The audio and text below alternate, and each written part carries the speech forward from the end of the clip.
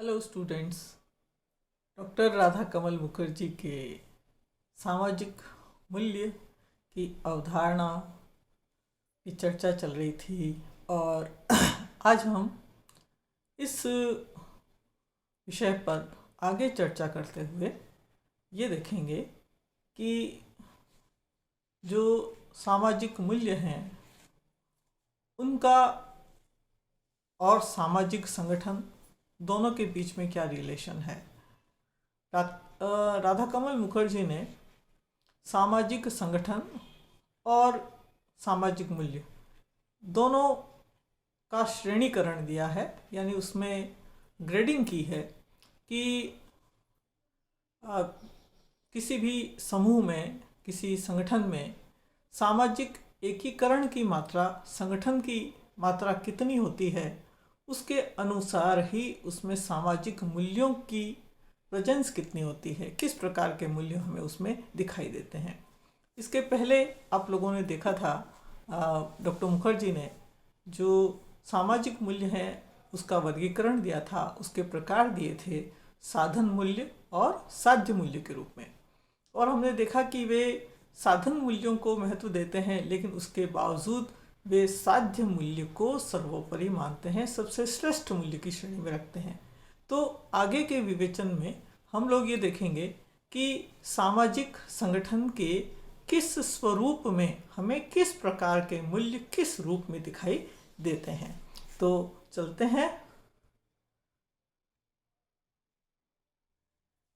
और हम देखते हैं कि सामाजिक संगठन और मूल्यों का श्रेणीकरण। सबसे पहले डॉक्टर मुखर्जी ने बताया है कि जो सामाजिक समूह है, बल्कि समूह भी नहीं कह सकते, अस्थायी समूह और बहुत ही क्षणिक रूप में इकट्ठी हुई जो लोगों का जमावड़ा होता है, जिसको हम भीड़ कह सकते हैं। तो भीड़ में समूह जैसी कोई विशेषताएं बहुत कम दिखाई देती है। तो मुखर्जी कहते हैं कि भीड़ में एकीकरण की मात्रा बहुत कम होती है। ये एक तरह से अस्थायी समूह होता है, कुछ समय के लिए लोग इकट्ठे होते हैं, लेकिन वो भावनात्मक रूप से सभी एकता महसूस करते हैं, पर उनमें किसी प्रकार का सामाजिक संगठन हमें दिखाई नहीं देता। तो मुखर्जी कहते हैं कि भीड़ एक तरह से सामाजिक संगठन का बहुत ही सतही प्रतीक है, लेकिन उसमें मूल्यों का अभाव पाया जाता है, उसमें किसी प्रकार के सामाजिक मूल्य हमें दिखाई नहीं देते।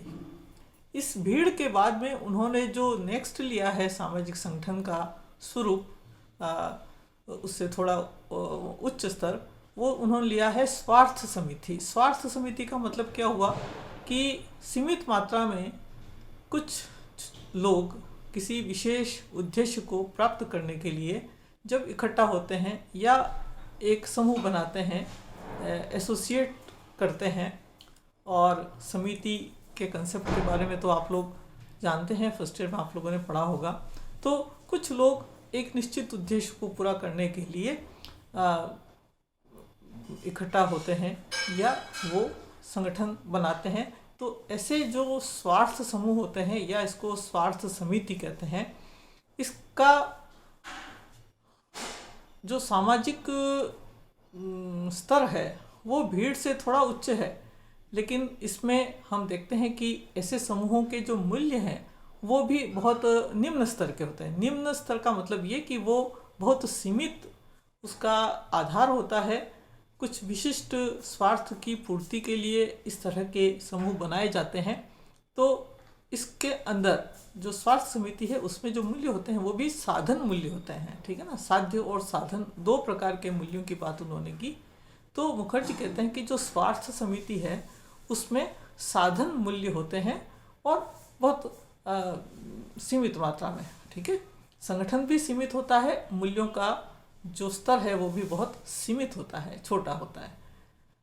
तीसरे स्तर पर उन्होंने लिया है समाज, और हम देखते हैं कि स्वार्थ समिति या जो छोटी कुछ लोगों के समूह संगठन से आगे जो समाज है उसका जो एकीकरण है, उसका संगठन है, वो और अधिक विस्तृत होता है।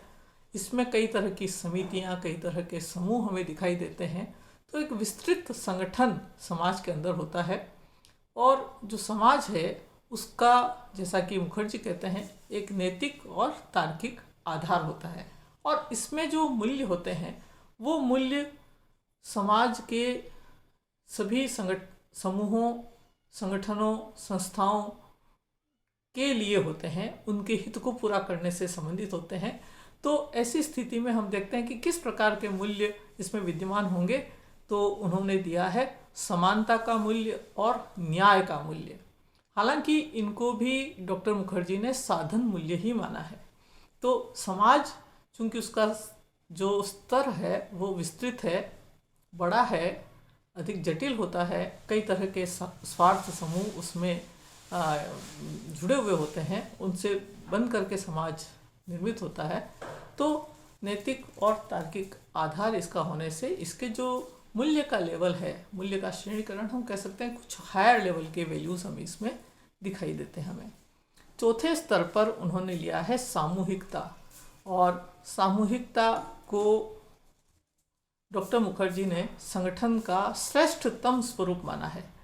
और वो ये मानते हैं कि सामूहिकता किसी विशिष्ट समाज से जुड़ी हुई अवधारणा नहीं है। सामूहिकता का मतलब पूरा मानव समाज, तो जिसमें कई देश, कई समाज, कई संस्कृतियां, सब कुछ इस सामूहिकता के अंतर्गत आ जाती है।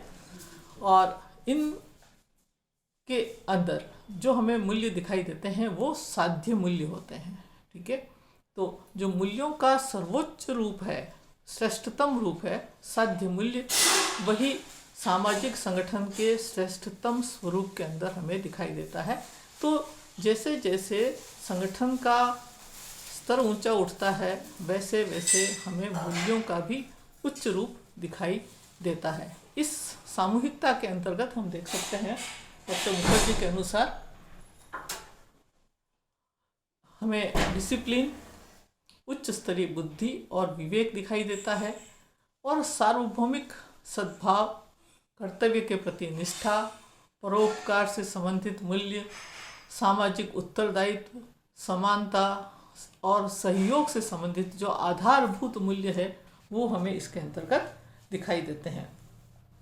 तो ये जो सामूहिकता है ये समाज का भी सर्वोच्च स्वरूप है और मूल्यों का भी सर्वोच्च रूप हमें इसमें दिखाई देता है।